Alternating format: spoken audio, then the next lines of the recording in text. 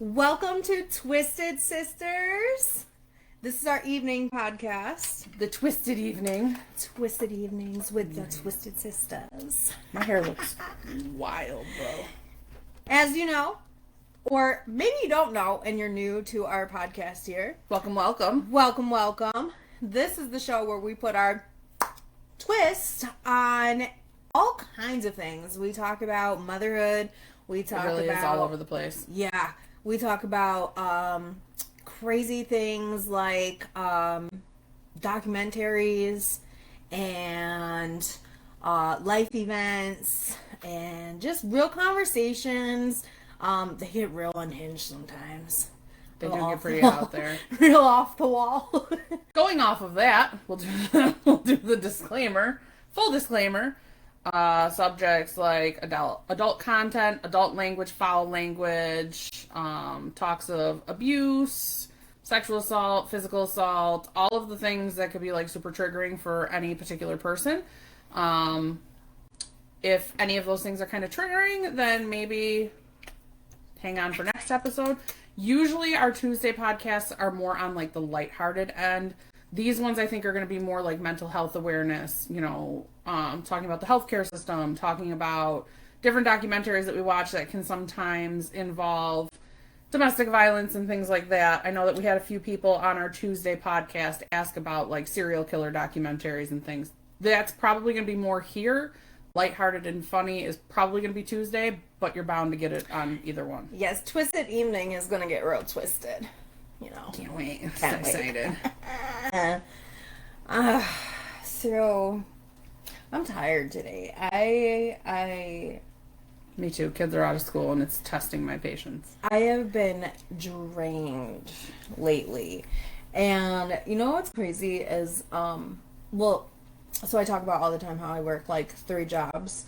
So I'm starting to get to the point where my body is just blah. It's like mush. Goofy goober mush. Yeah, goofy goober mush, exactly. I was asked previously like why, like, do I ever not work? And I had to think about that like, good question. But you know what I was thinking about? Lay it on me. I think I've gotten to the age pretty much where, sitting on the couch, like, even though my body feels a certain way, like, sitting on the couch is, like, essentially just, I can't relax. So... You get, like, then you feel like you're failing at everything? Yeah, like, I feel like there's so many other things that, like, I could be doing. It's just, like, I can't get myself to just sit. Do you remember, like, as kids... like, your parents sitting there and telling you, like, just sit down? Yeah. But my grandmother would contradict herself. She'd be like, just sit down after you do this. And then she'd have something else for when I got up. So I just got up and did it because it was just pointless to me, but... Like, I think about it all the time, and it's like, I'll tell my kids constantly, like, come on, let's just sit down for a moment. Like, we're busybodies everywhere. Let's sit down for a moment. Just sit down. But I can't do it. Like, I cannot do it. So it was like 7:30 the other day, and that's an early day for me. So, like, my days can go till at least, like, normally 9 o'clock. Till I'm like, right. Okay, I can chill for a little bit. Now, mind you, though, when I say 7:30, I've been actually working since 5:30 in the morning. So right. I'm up like 4:30 in the morning. I start my first client at 5:30 in the morning, and then after my clients, like, I go right into my other job. So I ended at like 7:30 the other day, and I was like I sat down on the couch and I was like, felt these heart palpitations, like in like a panic, because I was like, I could be doing something right now. Like, what am I missing? Why am I sitting? I was just sitting there thinking about everything, and I'm like, I can't sit still. I think that's the mom thing too, though. Like, why does it keep doing this? Hang on. It's our first time going live on TikTok, so it's like, You just got to give us a second here. One of those another trial nights type thing? Yeah, actually, it's pretty impressive because we have both Facebooks going, my personal page, and TikTok, and the Twizted Sisterz page. So I like it's an adventure. We're trying all kinds but of angles apparently, for you guys. if you touch the screen the wrong way, it does all kinds of wonky effects. So we're gonna try round 2 on that. I'm just gonna not touch it. But it was tilted. Don't touch it, ho. It was tilted, so it was pissing me off. It was bothering her. You made it Twizted Sisterz real twisted. I did. Real twisted and not in a good way. My anxiety was going crazy watching it just be tilted. I don't know why. It was driving me nuts. Proceed. So I think that the society as a whole has gotten this idea that we're supposed to have all this stuff figured out by the age of 20. Oh yeah, but and maximum 30. If you're by 30, you don't have everything figured out. I think it's a very stereotypical. It really is when you think about it. So you get out of high school, you're not even 20 yet, but you're supposed to have this whole game plan. I'm going to college. For the most part, people push college oodly long. Invite you to co-house. Yeah, we're not doing that. What? I don't know who is that is. happening? Sorry. Oh, hello, my guy. That's not this kind of show. We have this idea that we're supposed to have everything the moment we graduate high school, have this game plan for our life, and our whole life is supposed to be figured out. So we go to college or we do whatever the plan was, and then as soon as we graduate college, we're supposed to have this plan right thereafter that follows suit. And that's just not realistic for us. It's not. And not only that, I mean people like me, okay, I had a baby at 16. So college was really far-fetched. I mean, I went and got my degrees and things like that, but it's extremely difficult when you make bad decisions as a child, I guess you could say, to make those accomplishments happen. So it really is difficult. I mean, I would love to talk about that even one day, but or tonight, whatever. I went to opposite end. I did go to college. So after graduating, I dove right into college, but I also moved out right away. No, yeah. With my kid's father. So we have 2 dilemmas here. Good life choice. I was 17 when I graduated. Before I even finished, so I did summer classes at college. To graduate early? No. At college. At college, yeah. So technically I did a whole semester in high school. They offered summer or college classes in high school. Okay. So I had a whole semester completed before I graduated high school. Then I went right in to classes over the summer at one of the local community colleges.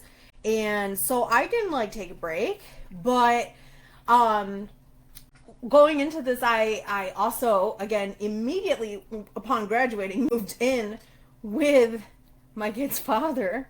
Oh, God. And so by the end of that first, I wouldn't even say it took a year. I was pregnant I had 2 miscarriages, and then my daughter came when I was 19, but I was pregnant at 18. So as you can see, yeah. She really didn't want to wait to do nothing. No. So essentially, I started off in the college atmosphere while having a baby. After her, I took a break, and I didn't go back until my youngest son, who's now 9.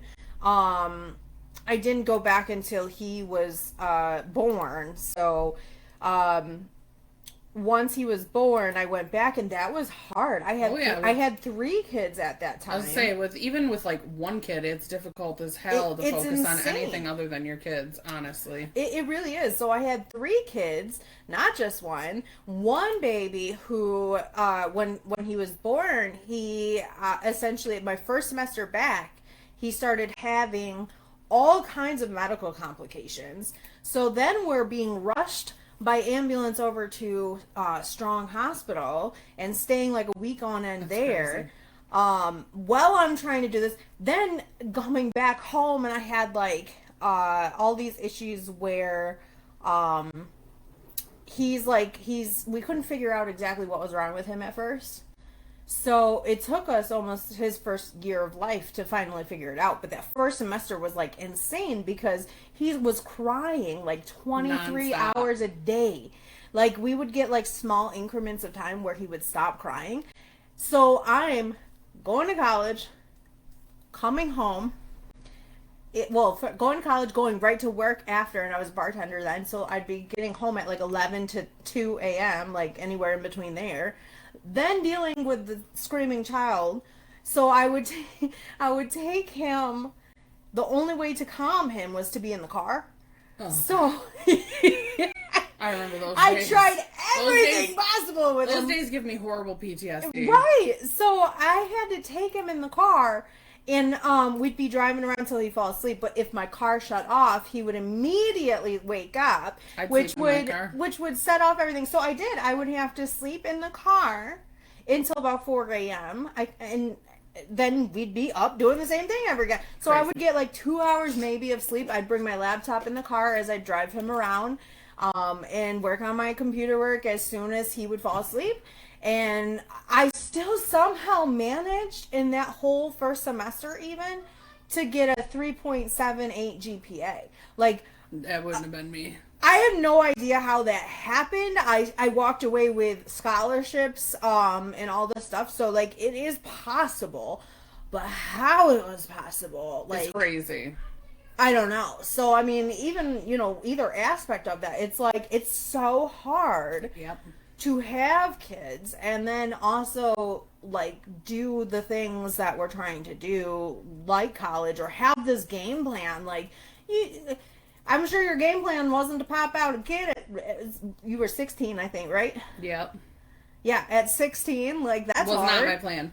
I actually had planned before I had my daughter that I was going to become a surgeon. Ooh, I actually went to school for surgical tech. That's what I was in school for. I was gonna, and then I had Haley. And then I moved on and I became a CNA and a PCA, then a CNA, then a medical tech, then, my LPN and things like that. But it's not easy. And like, even to like this day, like being a stay-at-home mom, there are days that I don't want to use the word regret. I don't regret being a stay-at-home mom. Right.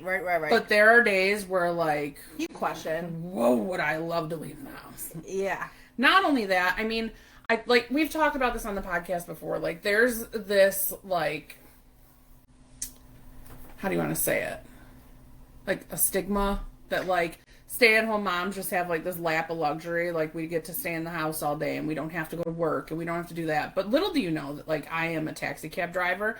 I am going to be starting coaching cheer again with very small children, mind you. Which that age group is hard. Yeah. It's difficult, but it's like we did really, really well last year. We actually got first in our division. So it's one of those things where it's like super, super trying, but in the end it ends up being worth it. But in the midst of all that, I am a mom, a wife. I have 2 of my own biological children plus my 2 stepchildren that are here every other week. And then, I'm running around, I'm doing errands, I'm making appointments, I'm taking care of my husband who has a lot of health issues right now, who's going through a bunch of procedures. It's a lot. It's very trying, and like I've considered going back to school and those kinds of things, but honestly, I don't know where I would have a single second to be able to focus on those things. And you don't, like, realistically. So even I'll use the health side of things because that's what I do. So like my technical career as a personal trainer, I don't exactly, Ange, I totally agree. What'd she say? She said the mental load you carry for the entire household being a stay-at-home mom. Yeah. It really does, like, agree. Honestly, I've put my mental health on the back burner a lot to make sure that everybody else is taken care of. And I mean, Ange has been a witness to all that. She's been my friend for years. So it's one of those things where you have to like check and balance yourself. And I never do. I just run myself to the bare minimum. Unfortunately, though, that's a lot of people as a whole. Like, society as a whole has been taught that if you're not doing, you're failing. Yeah. So I think that's the biggest problem right now, is that we take ourselves as probably one of the least priorities. Exactly. We're definitely on the back burner, Ange. It's just not, it's not okay either that we do that. But you know, sometimes it's like, it's tough because the only way like I can get my workouts in, and that's my time for me, is getting up at like 3 in the morning, Right. and doing it at like 3 in the morning before the whole rest of the household wakes up. And that is trying because you're always compromising on something, essentially. Right. So you're taking from either other your things. sleep or eating or anything like Yeah. that. I mean, I remember many a days where I didn't eat until literally the kids went to bed. Yeah. And it was just because I completely spaced and forgot that I needed to. Or sometimes you don't even eat because you're like, so at that point you're so exhausted that you It's don't like, even care. Yeah, you don't even care. You'd rather sleep than feed yourself. That I've been there. Yeah, so I mean, I think it goes for whatever, stay-at-home parent or not, single parent or not, like society as a whole. We have too much that we give and not enough that we take for ourselves, and it's hard to fit it in. Hi, everybody on the TikTok. We're also live on both Facebooks. Yeah. Like, comment, Woo. subscribe, follow, all the things. All the things. The more people that can like the TikTok, the better. I am trying to get it to where we can be live on the Twizted Sisterz TikTok, but we have to wait until we have a few more followers. So if you're on my TikTok, go over to the Twizted Sisterz one. Hi, Heather. And like that page and follow that page because I'm trying to get that one have enough followers where we can just go live on there. Yes, we want to get all of our platforms boosted. Yes. So, right now the big one is TikTok because we've kind of gotten our Facebook a little bit to where we want it to be, at least to where we can go live on there. So right now it's the TikTok page. And like I said, it's Twizted Sisterz. It's in the background. You can't really see the whole thing though.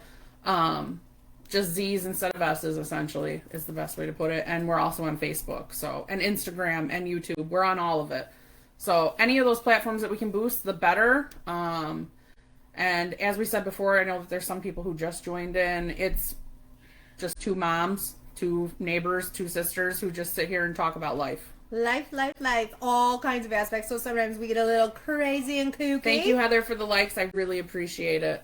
Yes. We appreciate all of them. We've been, I can't believe, like, so The way if it's you want taken to be off. technical, this is kind of like, I think our 10th week. Something like that, or yeah. close to it, because this could be considered like an episode. We've had 9 official episodes, so that we haven't included any of the nighttime ones. There's been plenty of those too. There has. So I think this is about the 10th-ish week of us actually like filming, and like our response from you guys have been like incredible. We really did not expect this to take off the way that No. it has. We thought that it would just be like us sitting here talking to each other and nobody would really give a crap. But the love that we have actually received has been absolutely insane. insane. I don't even have words for it. Like, I don't think that we expected that. So kudos to all of our people that follow, all of our listeners, who want to look at our ugly mugs once a week. or hear our crazy stories, like, or see my blank stares into space, because that Brain happens. damage. That happens a lot. There's a lot of brain damage sitting at this particular table. Just so you know. This table, toxic in a way. Very toxic, and it's not intentional either. No. So both of us, let's talk about that. So like both of us have some form of TBI. So Yeah. so you want to talk about yours for a second? Like, I mean, break down? mine is... I love you too, Anne. She said she loves us. Love you. Mine is years of, I guess you could say, trauma. I don't like the word trauma per se, but that's exactly what it is. I have really bad PTSD, and I've had it for upward of 10 years now, maybe more. And they're doing all these studies on my brain and things like that right now. But essentially what has happened is I've developed early onset Alzheimer's based off of the damage that has been done to like all the different like neural pathways in my brain. And so I forget a lot, like a lot. And I have very frequent PTSD episodes, And we kind of talked about that on one of our earlier episodes, but it's no longer on our page because we didn't know how to technically save everything, nor did we really think we were going to need to. We honestly did not expect the page to take off. No, we didn't. The big thing about that we talked about like the PTSD and stuff and like the memory issues that you have with it is it's not one shoe fits all. No. There are different forms of PTSD. There's CPTSD. I'm gonna try to do that without. Okay. Somehow, some way, my face is always cut in half in these videos, and I cannot figure it out for the life of me. But we talked about how, it's not one thing. It's not just people who served in the service. It's not just people who've experienced things like traumatic things like rape. I'll censor it that way. Or, anything like that. Now, obviously, those are things that can cause that. Yeah. But I want it to be, I want to bring acknowledgement to the forefront that it's not just one group of people, right? So a lot of mine is like medical based. I did have domestic violence issues. I've been married. This is my third marriage. I know, sounds terrible, but trust me, it was for the better. So I have all of these things that I kind of try to process and work through on a day-to-day basis. And it's one of those things where you forget everything. I mean, I forgot I put the stove on, I lose my keys, Well, it's also a thing, too, so before my actual brain injury, how way my brain processes this, too, and I'm sure in a scenario where, your brain is now because of everything, traumatic events get locked away. Oh, yeah. So it's like a coping mechanism that the brain has, and I had to learn about this at a younger age, but because of my memory loss, I forget until sometimes it's brought up. But the brain copes by suppressing different things that have happened or things that it thinks is going to be fearful for you or whatever the case is. So I'm sure that has been a big There's thing. a lot of suppressed memories, you know, and there's a lot of, when you have PTSD and CPTSD, those are a lot of things that, get suppressed until they're triggered, right? So I know that there were points in my previous marriage where if my husband raised his voice loud enough and got to a certain point, I was instantly triggered, and then I blacked out. I don't remember the argument. I don't remember any of that. And I also had suffered, I mean, to this day, I still do, with, it's a very personal thing, but it's like a digging, right? So what would happen is I would black out and I would dig. And I wouldn't know that I was doing it until I was bleeding or somebody brought me out of it. And my husband now and my friend Erica have actually been a witness to those episodes quite, more so than anybody else because they were really private prior to that. But there were events that kind of triggered those things. And I don't want people to be ashamed of how they handle their mental illness. Right. Right. So, that's a big thing. Things like cutting, things like, anything along those lines, obviously they're not good. Obviously you shouldn't do it. But how people deal with their trauma and how people deal with their feelings and their mental situations is not anyone else's to judge. You're not them. You don't live in their brain. And I always like to say, if you could cut open the top of somebody's head and just look in and be able to watch their brain in a movie, how differently people would view you, right? I agree. If you could live a day in somebody else's brain, so if you could do that and you could look into somebody else's brain and watch what's going on, right? You would probably change the way that you talk to other people. You would probably change the way that you view how other people are acting in a circumstance. People with PTSD, when you see people shut down, and I know my main thing is that I would shut down, I wouldn't say anything to anybody, and I would just kind of be sitting there. A lot of people do that with anxiety. A lot of people do that with depression. A lot of people do that with different things. It's not, like I said, nothing in the mental health world is cookie cutter fit to everybody else.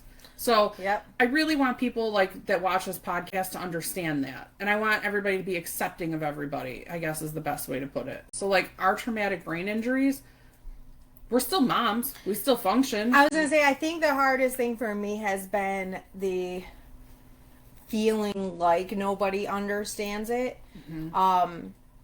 And you may... you may have similar things, but not one person is gonna truly like grasp everything that you're going through, because it's your story, your situation, your brain. Like it's hard to articulate that to other people. And then I think on the opposite side of it too is not just like getting people to understand, but be accepting that you have this brain injury. Because I think it's hard for people to, I don't know, it's hard for people to accept and like truly accept, like at the same time as us, like the ones with the brain injury, learning to like cope with our day to day. Right. Like both sides of those is hard, but being the people who have it, I can say like it truly feels like people do not understand that. A lot of people. And they don't accept it. I have to say there's definitely, it's a unique group of people who can like be like, okay, so like my husband, throughout the years, my husband, when we got together, he did not understand PTSD. He didn't understand a lot of that. And it took a lot of us sitting down, like even late at night and just talking to each other for me to fully express to him like what was actually going on, right? Because it's not easy, and it's not semi-humiliating in a way, because you don't know how that other person's going to react. You have to get really vulnerable in a sense. It's uncomfortable. It is. And it's uncomfortable for both parties, because if the other person doesn't react a certain way, then it may make you feel a certain way. Mm-hmm. At the same time, like you are feeling a certain way, trying to put yourself out there. So it's like both sides of it is just hard. My husband commented on here, gotta know who you care about and recognize when something is going on and try the best you can to help.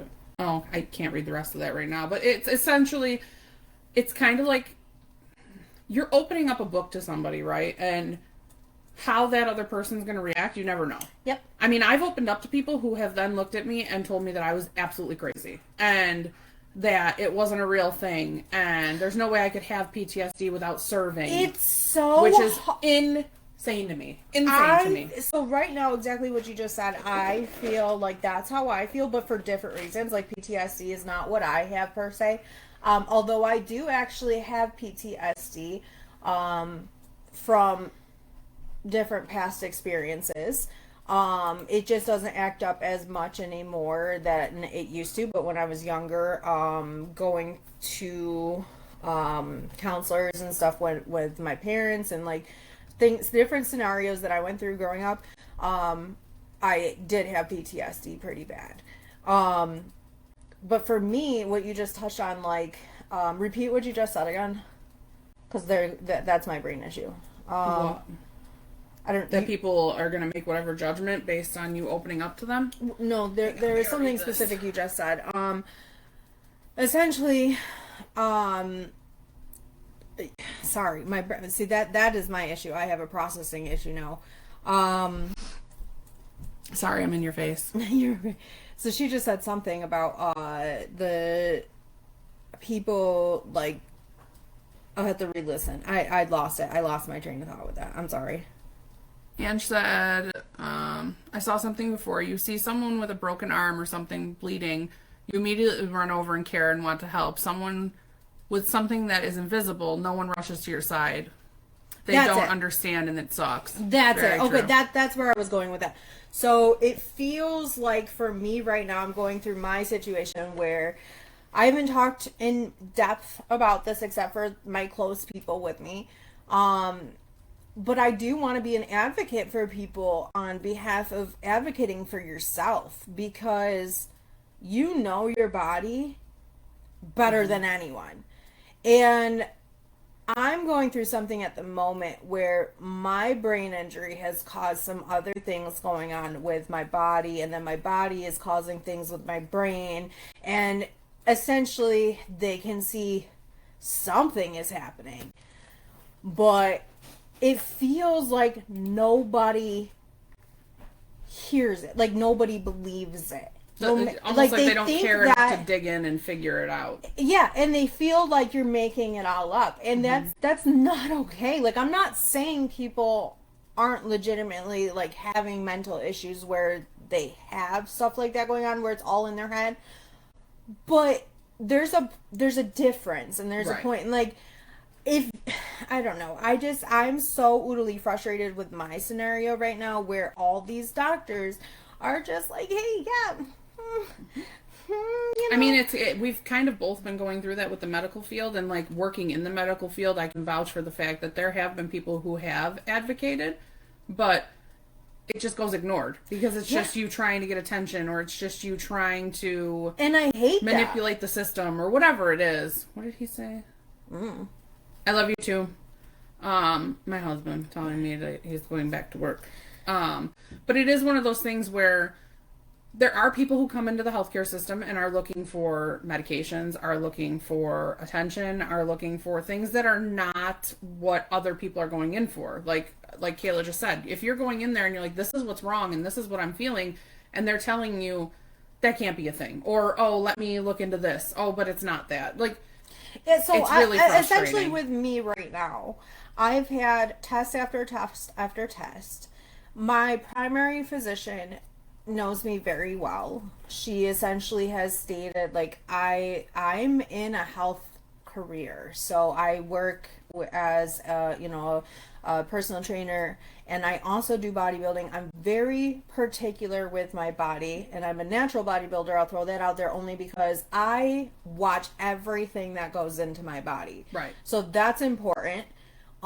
Because now these things that are triggering, like, I've had excessive weight gain that we can't seem to figure out why. I've never had that issue before. So that's my body telling me something. Right. The concussion part of it, like, I started off with a concussion back in 2024 after my car accident that initially started all of my head trauma.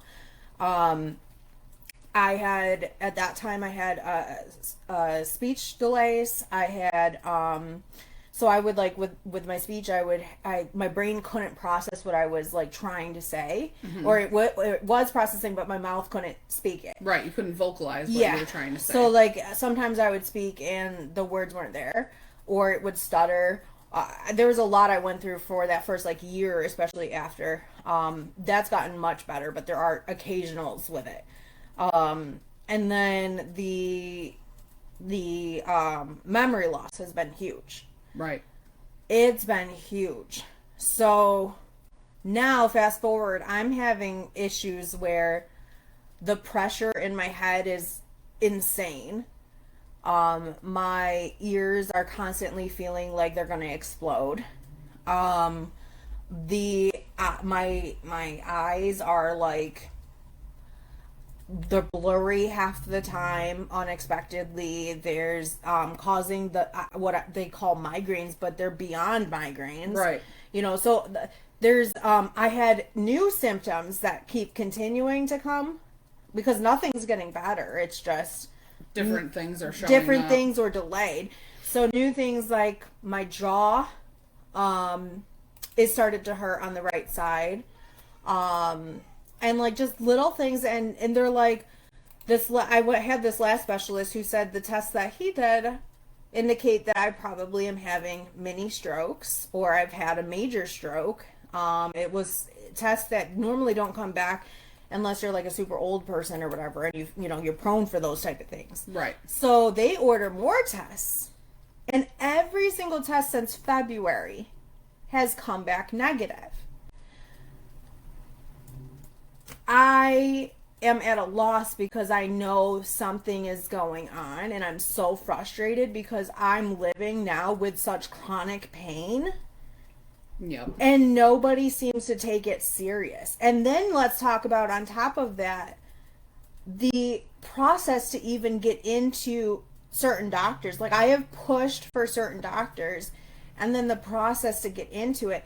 It's crazy to try and get a specialist. So they just told me essentially I need to see this neurologist, which I had a few years ago. Mm-hmm. So it's not like it's a brand new thing. When I had the initial concussion, I was seeing a neurologist. I have to see a neurologist now, and I thought perimenopause too for me. Yeah, but I think that's combined with a lot more. She almost has like some symptoms like you did, Ange, with your Chiari. And they want her to have like spinal taps and things like that, but I told her to be really cautious with when they want to do those. So essentially, we've had some major questions. Like they have said, oh, I think it's because there's other things going on too. So like things like swelling in my right leg only, where it's so swollen that it's hard to stand. It's there's a bunch of other things that are connecting to it. So they had thought this thing, what was it called? Intracranial hypertension. So I think that's what was it Ange that you were telling me about? Ange has, like a Chiari malformation and a few other things, I believe. Don't quote me, but I'm pretty sure. So essentially, like they're saying I might have all this pressure in my brain and they gotta really, so that's important too. So they're telling you, hey, you might have swelling on your brain. That's like major. First of all, that's what she had. So she had Chiari, a pseudotumor, and whatever that, I can't pronounce that. Yeah, it's high pressure in your head. Yeah, so essentially that's what they're saying for me, and it's causing all these things supposedly from that's happening. So they take me to these other specialists and they say, well, it may not be that, but we do see X, Y, and Z that's happening. But you're telling me that I have pressure in my brain.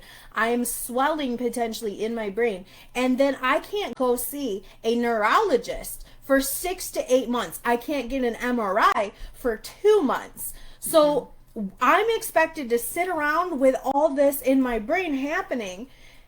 Don't quote me, but Ange, I could have swore that you went through a lot.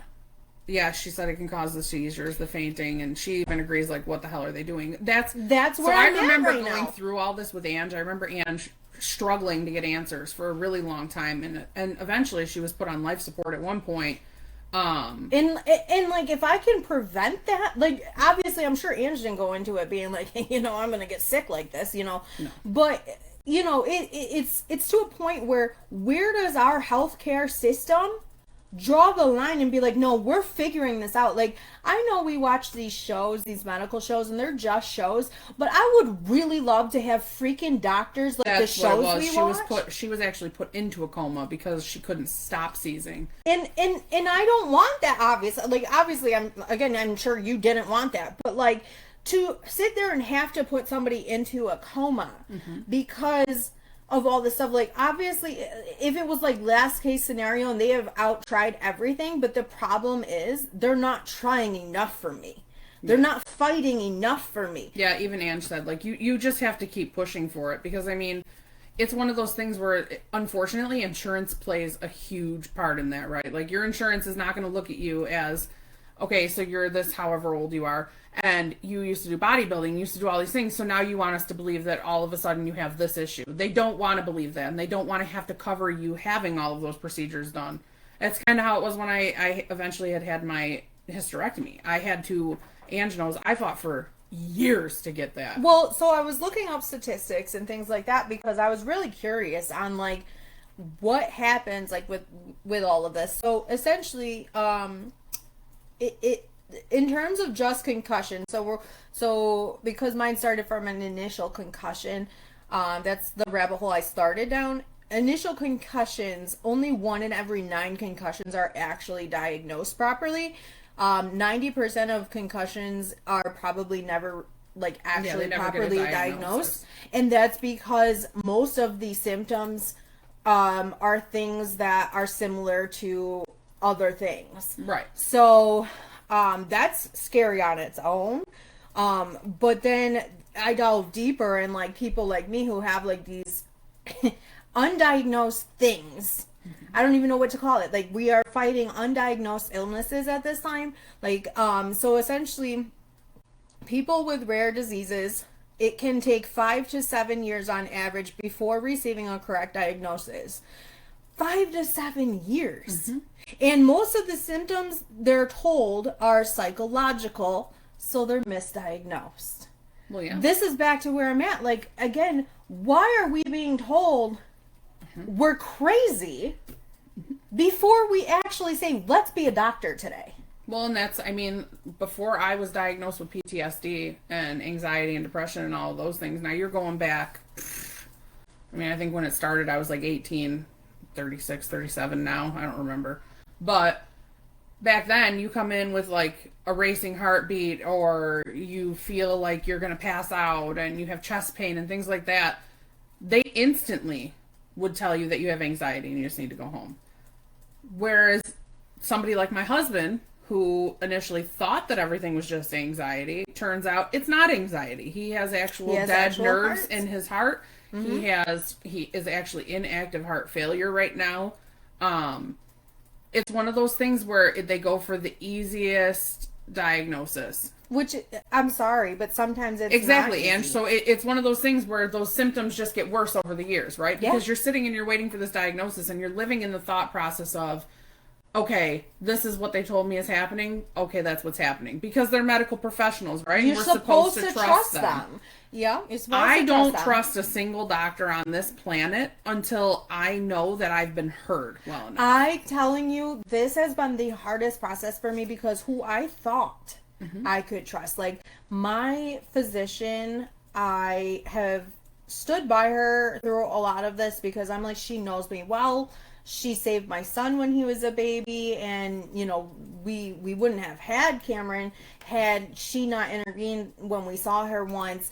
Like, so I have trusted her.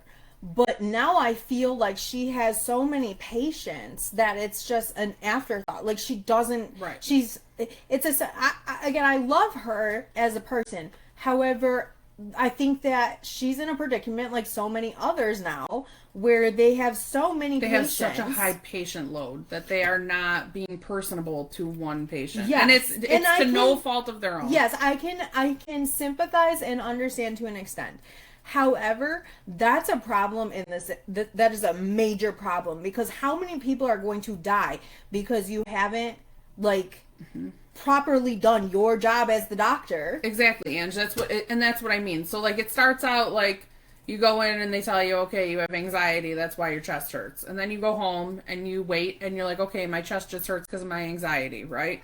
So then you're taking all these steps to, quote unquote, not be anxious. Mm-hmm. Well, the symptoms still continuing because that's not what's happening. So, like, when I had my kids, I was told that I could not have, when I had my son, let me tell you, my son was 11.5 pounds. Okay? Crazy big. Insane. I was told then that I could not have any more kids because I had essentially a wall of scar tissue in my abdomen from my sleep. Then I eventually went on and had sleep surgery, which they then re-solidified, like, babies are not a thing. I fought for 2 years after having my son to just have a hysterectomy because it was detrimental to my life if I got pregnant. If I got pregnant, I wouldn't have been here. See, and that's a case that they should be. But it was one of those things where insurance looked at it and was like, you're 32, you could still have more kids, you're healthy, blah, blah, blah, blah, blah. And I just think that's it's not not okay. realistic. It's not okay. It's not okay for us, like, to, and I'm not just speaking as women, for anyone to be going through a major crisis, like a major health crisis, like, you will die if this procedure happens or if this happens, and you're telling me I can't get it done because my insurance says, too bad. It was the same when Cameron was a baby. We were just talking back a while ago about how his first year of his life was hell. Right. It was hell. So he essentially, he was, again, screaming, crying for up to like 23 hours in a day. So we would have those short breaks where he would stop, but he was crying. His belly was so extended. He had no meat to him, but his belly looked like he was Ethiopian. Like starving child. He you know the pot bellies? But the skin and bones to the rest of them, that's what he looked like. And they kept telling me they didn't know what was going on. So we finally, after several hospital visits, after getting another GI doctor, when you do find a good doctor, keep them. Because we definitely, it took us a lot, but we did find a great doctor for him. And that GI specialist, he fought for us so much. But Cam needed a special formula. We found out he was allergic to a very rare protein. And so he was getting really sick because of this protein. And the formula, it took us, we were trying every formula. until we finally, the doctor looked at us and was like, literally, this is the last kind of formula. We have nothing else that we can possibly give him if it doesn't work. It worked, thank God. However, it's like $75 a can, and because of he was so tiny and malnourished because of everything, he needed double the amount. Yep. So we were going through a can in like a day or two. Oh, I know, like, Ange. I'm right there with you. Like the fact that, so I hate to, I watched this documentary, right? I don't know, you might have seen it. It's about this surgeon. I won't say his name. It's on Netflix, and it's called like Love Under the Knife or something like that. He said that he could replace people's tracheas with stem cell created tracheas. Interesting. He was going to take a piece of plastic and he was going to encase it with people's stem cells, and it was going to make the body accept it. Okay. He murdered so many people. And Trying it's crazy. this procedure? It's crazy to think that somebody like that, and let me put it out there that half of the people that he did this procedure on did not need that procedure. It was, optional. Say, so I guess I would have to know the context of this. So the context started where he was trying to help people who had like esophageal cancer to replace the part of their esophagus that would have to be removed due to cancer or to a tumor or to some kind of issue in their esophagus, right? Because you can't live without your esophagus.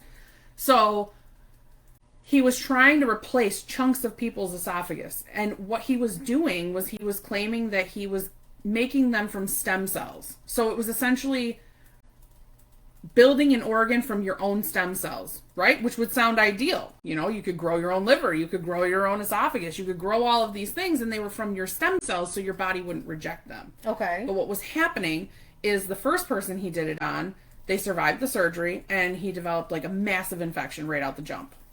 A horrible infection. And what was happening is because it's plastic and it's not flesh, all the mucus that is naturally in your esophagus is pooling in this mechanism that he put into people.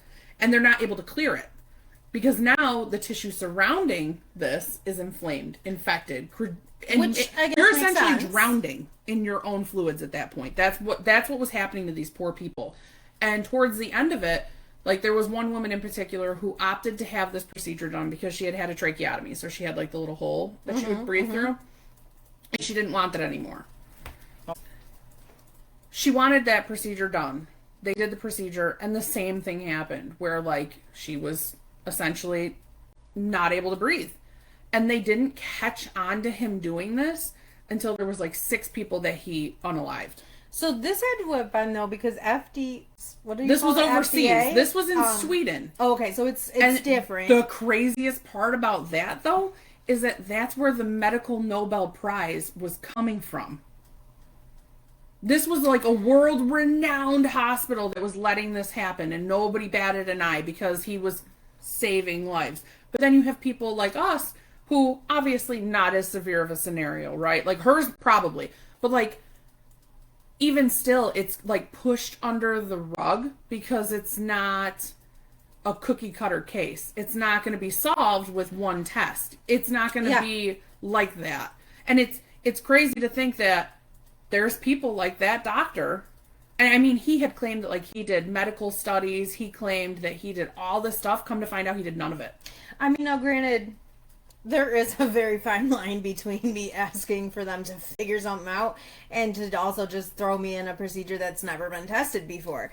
I do understand that obviously to have any of these medicines, to have any of these procedures, it had to have been tested and go through all these different like scenarios. At some point, humans were tested on it. That's why we have like clinical trials. But you know what I stuff. think it is that people get to that point where they're willing to try experimental things because they're so desperate. Done with it. Yes, they're so desperate. And think about it, even now, like cancer, for example, like how many clinical trials have we had for cancer? Like the amount There's of still like things that hundreds people of them going on. Yeah. And the amount of things people go through with the radiation and the this and the that, like that puts their body under all this stress. I can only imagine because when I tell you most days I have nothing to give, in my scenario now, I have nothing to give. It wipes me out.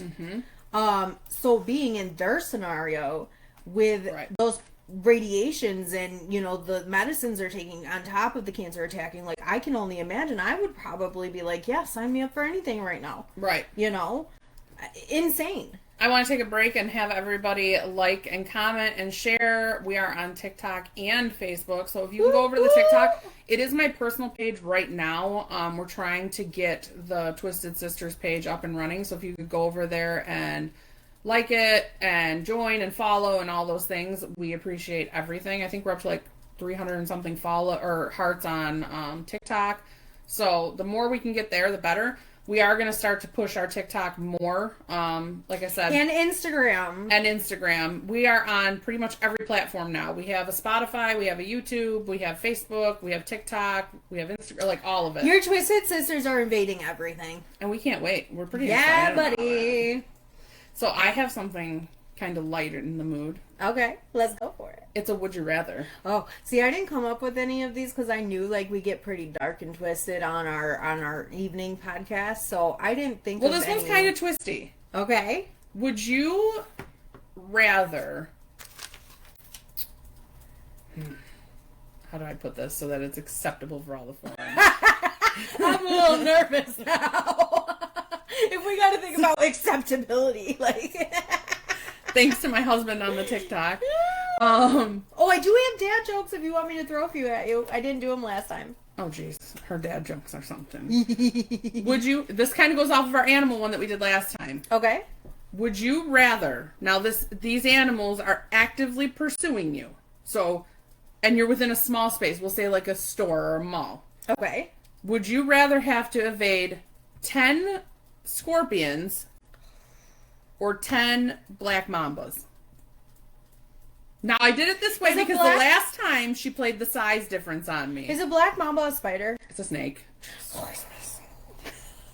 So we're back to snakes? Both are small. Reasonably small. Like, black mambas aren't really that small, but they're snakes, so they can, like... Are they poisonous? Yes, very. Deadly. So spiders... So are scorpions. Scorpions and snakes. Are still poisonous. Both are poisonous. Both can be very small. Look at my husband sending us gifts. Maybe scorpion. Because 10 scorpions. Because if you got how many mambas? 10. So snakes are fast. Like granted, yeah. So granted, I'm well aware that scorpions, you know, when they go to actually strike, they're quick. But I think they're pretty quick when they move too. They just like. I'm pretty sure they're pretty quick. I don't quote me, but I'm pretty sure that they're pretty quick. See, I'm not. I don't feel like snakes are that quick. Like, they're quick, but they're not that quick. I'm not, I guess, in tune enough with that to know. So my thought process was I would go with the scorpions because I can outrun them bitches and I don't got to worry about it. But I would go scorpions just because it would be easier to essentially step on them. Like, if I could sneak up on a scorpion and step on it. You can smash them. You can, like, you don't even got to step on it and touch it yourself. Like, run the risk of them still getting you. You can smash it with something, like. I mean, but I think that's where the whole they're actively pursuing you thing sucks. Actively pursue me!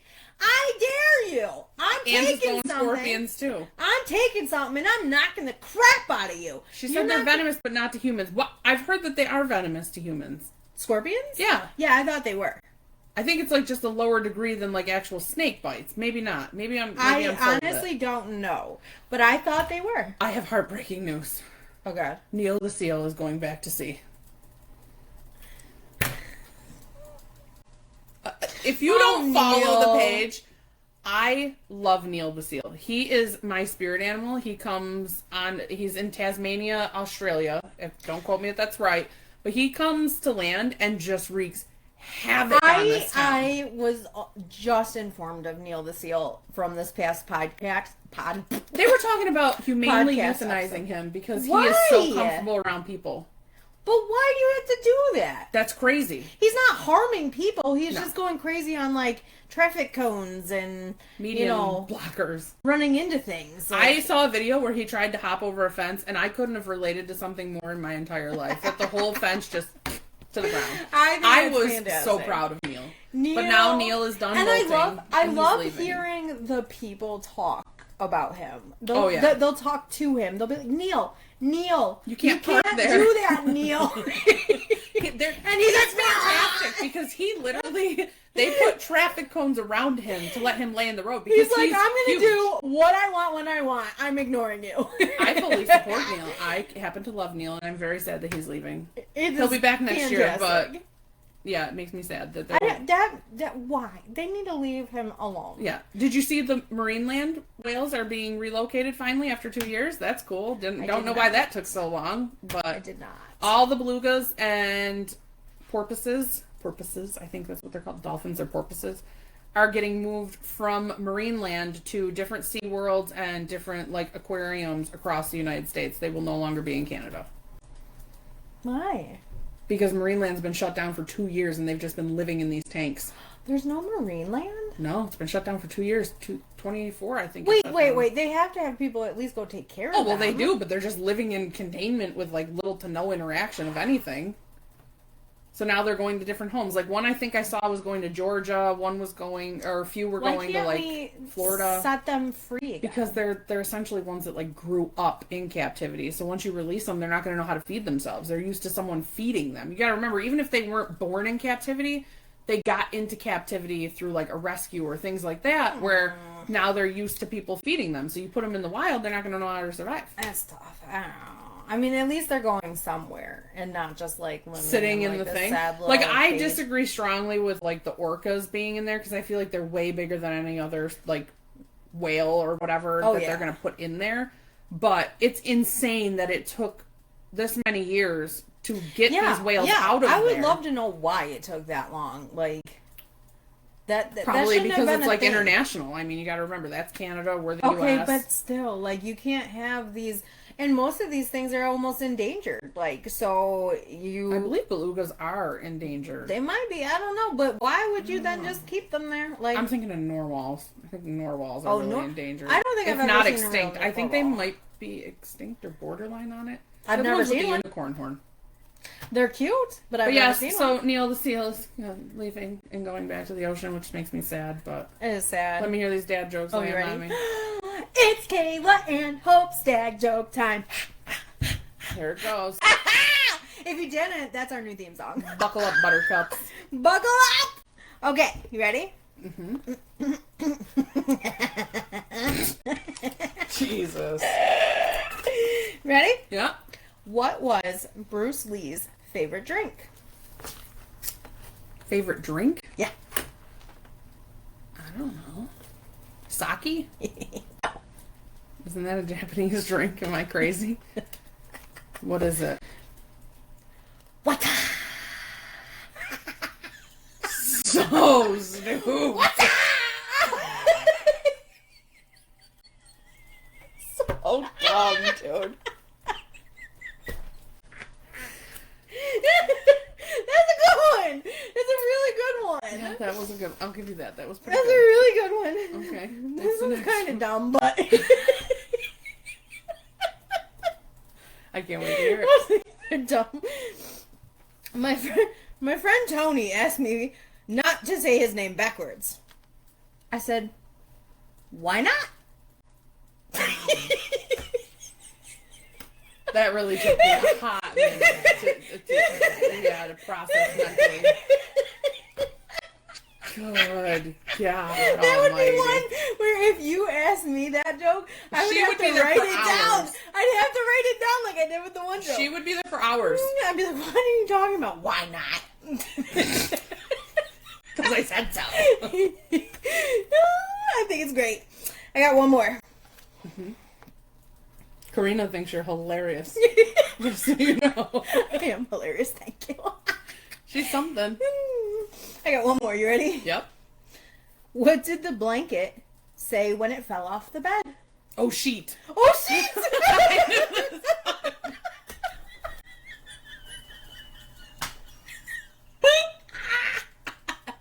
Oh, sheet! It's hilarious because I literally saw that one like maybe a week ago and I was going to put it on there, but I thought it was so obvious that she'd get it and it really made me upset.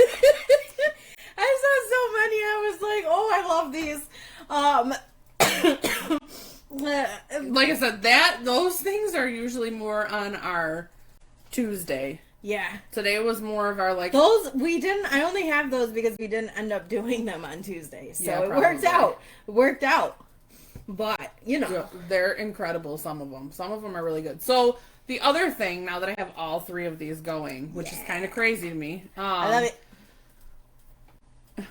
I definitely need these laughs. I'm telling you, if you need laughs, whoever... We are the ones. Whoever! Public service announcement. Whoever has not been following Twizted Sisterz, first of all, go follow Twizted Sisterz Podcast on Facebook and all the other different platforms. Tiki-taki, all and of it. watch our reels, because Facebook in particular has them all. However, we have some freaking amazing dad jokes, some good riddles. Mm-hmm. Like, if you need a laugh, that's gonna be the place to go. It sure and is. And I'm telling, like, the YouTube channel right now has nothing but our shorts on it. And those are a lot of our dad jokes, our riddles. Like, you could watch Kayla's brain completely shut off with a riddle. That's a good one. They're all on there. So the other thing that we're doing, I love how it cracks, anything cracks Kayla up. It doesn't take a whole lot. And the worst part is it going. I love it, but I hate it, because the worst part is going back to the brain injury. It makes my brain hurt. Like, she's physically. So hard. So laughing, sneezing, laughing, like any of these little things add the pressure in my brain. So she's ridiculous. I love to laugh, though. So I want everybody to go and follow all of those platforms, and I'm gonna post about this raffle on our other platforms. I haven't really yet. So we have a raffle. We have a basket that I'm gonna put together this week.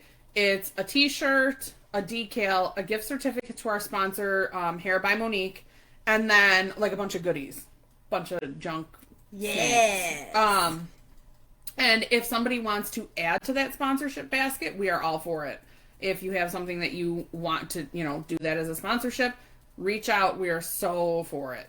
But in order to do that, we're going to come up with a code by the end of this episode. If you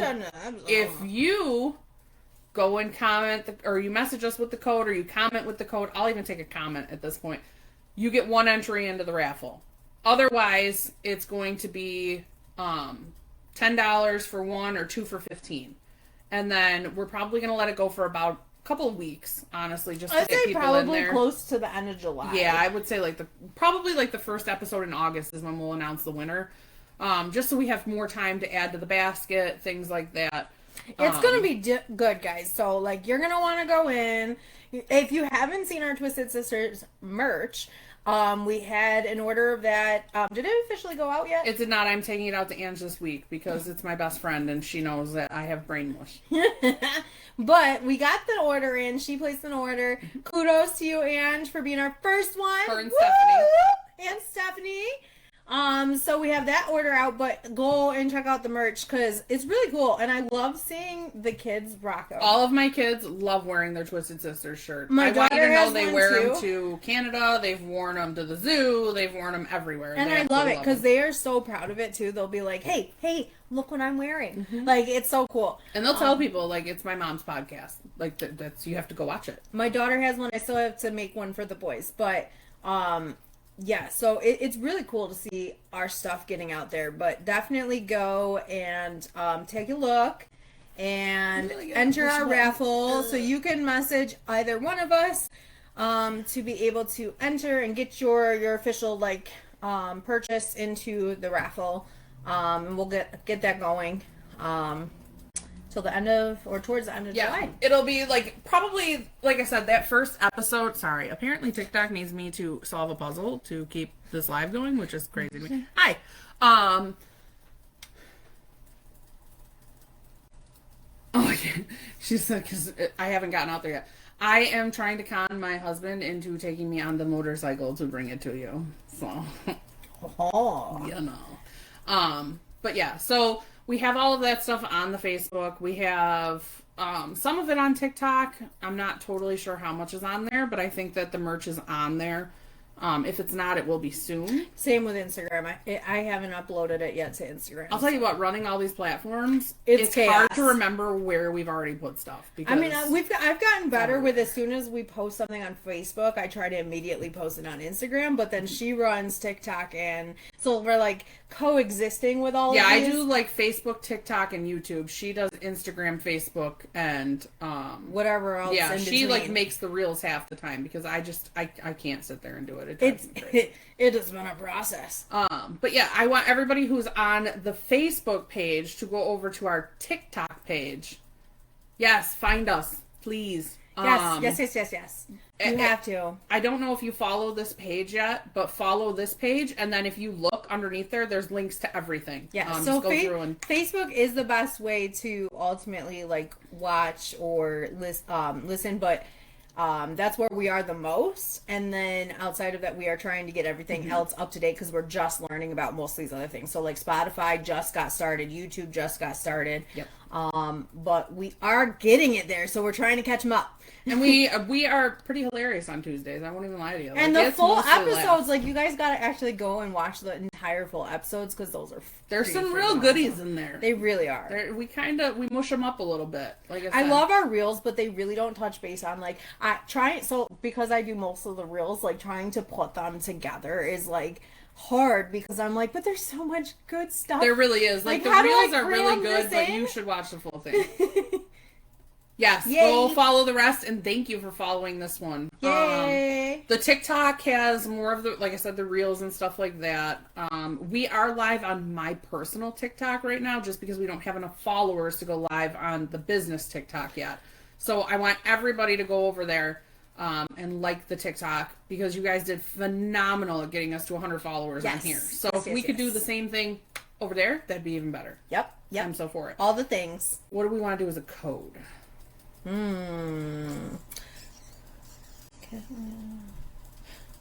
Oh, that's it. Just keeps doing an AI summary. Keeps doing AI things over there. It's not a real comment.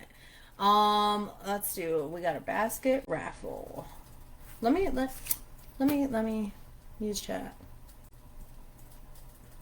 She's gonna pull up ChatGPT. It's like our best friend.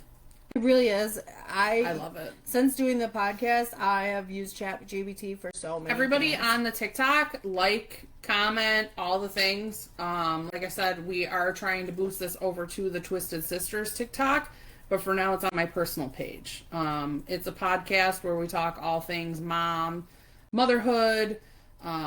We have twisted thoughts, real life conversations, real life events, real life stuff, motherhood, fitness, mental health. It's all in there, and we just put our twisted opinions to everything. We are not medical professionals. No, yeah, I just want to state that. Chat, that is absolutely awesome. The Chat GPT is phenomenal. I love it. I really do. It just helped me with so many things for this podcast, especially. But that's my dog. He likes to try to eat people. I don't know why he is the way he is. We could do. Where is it? That one. Oh, let's do that one or. Nope, I like the other one.